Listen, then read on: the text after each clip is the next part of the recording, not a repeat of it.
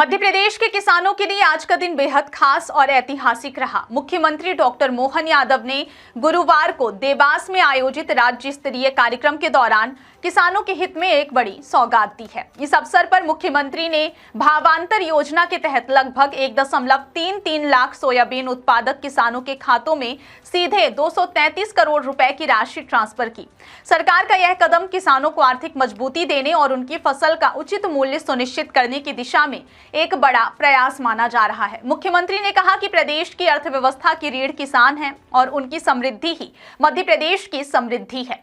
कार्यक्रम में मुख्यमंत्री ने स्पष्ट किया कि भावांतर भुगतान योजना का उद्देश्य किसानों को बाजार में गिरते दामों से राहत देना है। इस वर्ष सरकार ने किसानों के लिए सोयाबीन का मॉडल रेट 4,130 रुपए प्रति क्विंटल तय किया है। इसके आधार पर 1,300 रुपए प्रति क्विंटल तक की राशि किसानों को दी गई है ताकि उन्हें फसल के विक्रय में होने वाले घाटे की भरपाई मिल सके।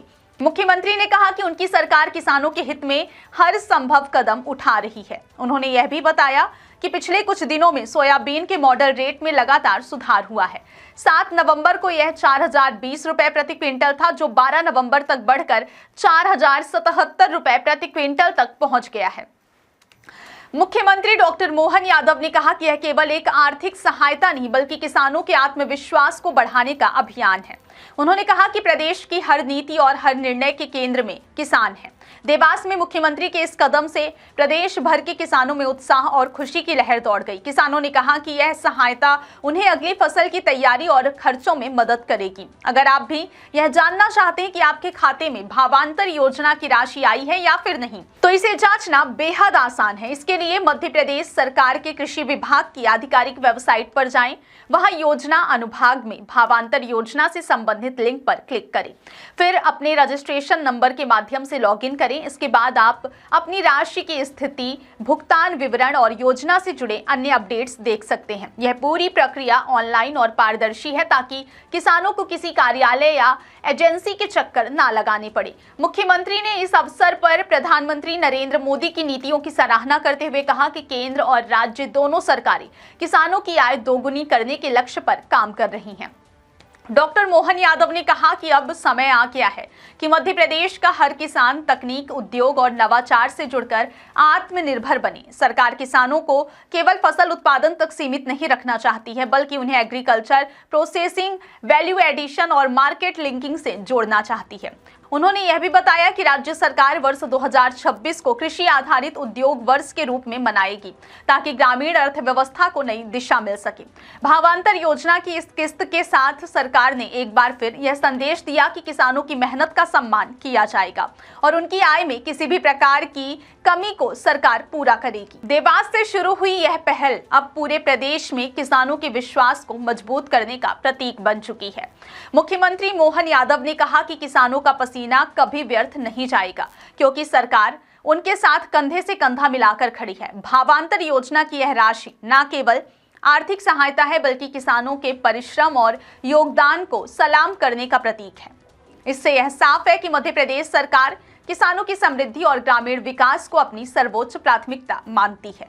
भगवान कृष्ण की वो पवित्र गीता जिसके माध्यम से सभी प्रकार की जीवन की महत्वपूर्ण शिक्षाएं जिससे मिलती है और जगह जगह नगर पालिका, नगर परिषद, एक एक स्थान पर हम गीता भवन भी खोलने वाले हैं और आदर्श गांव, एक ब्लॉक में वृंदावन गांव भी बनाने वाले हैं। अरे हमारे अपने भगवान राम और कृष्ण की धरती हजारों साल से जिनसे प्रेरणा मिलती है, हमारे जीवन में हमारे सनातन संस्कृति का जो आशीर्वाद है, इसी से तो संस्कृति चलती है, यही तो आनंद है। इसलिए इस भाव को लगातार बनाते बनाते हम जीवन के सब क्षेत्रों में आगे बढ़ रहे हैं। मैं परसू का उदाहरण देना चाहूंगा।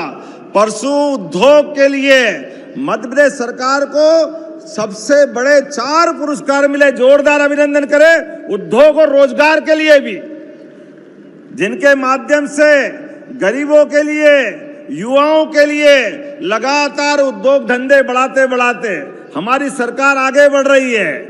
और अब आने वाला साल कृषि आधारित उद्योगों के लिए जाना जाएगा।